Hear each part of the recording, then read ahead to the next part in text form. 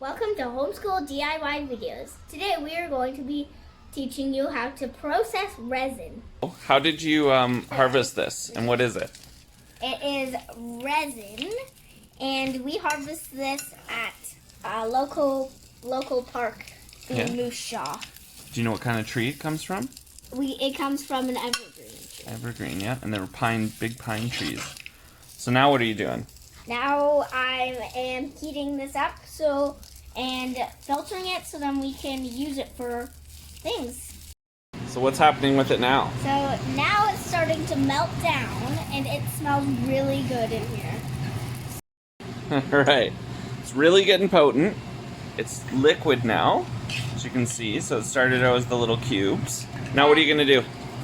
Now we're gonna turn off the heat and then we're going to strain it into that jar over there. This jar.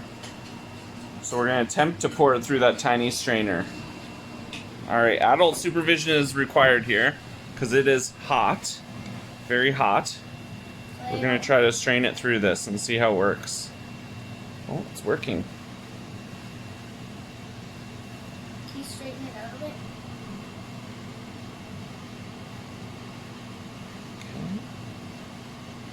So we're putting it into a glass jar. You can put this into a can or whatever. The idea is that it will get all the crud. Tap it a little. We're super good at this. I think we're pretty good at it too. Okay, pour a little bit more.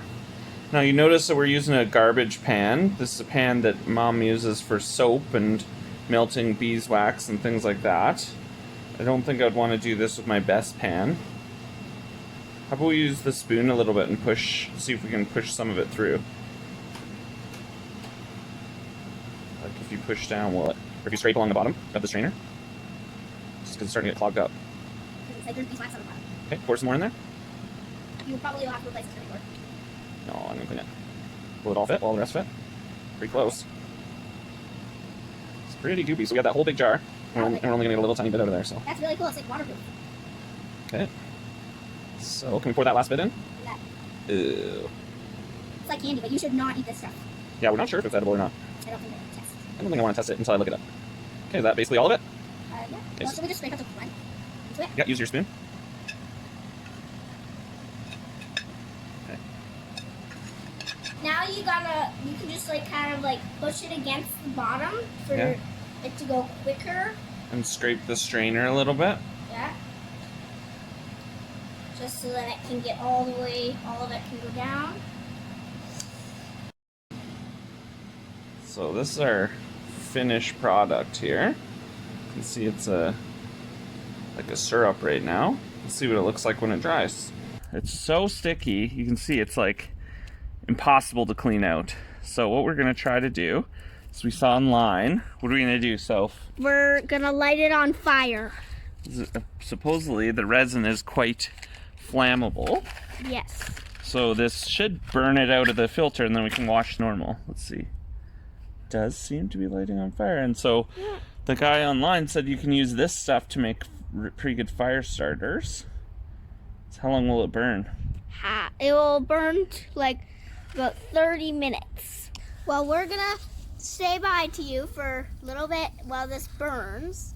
And then we'll come back to you in a little bit. So quick update. We've turned the filter upside down on some sticks because our hope is that the resin will like drip out of it as it burns and help clean it better. This is what it looks like after it came out of the fire. Well, you shouldn't use things that you really like or anything like that because they're not going to look so pretty after they're finished. Well, this is what it looks like after it's been burned and washed. It is very clean. This is like worked really well. Yeah. So, yeah.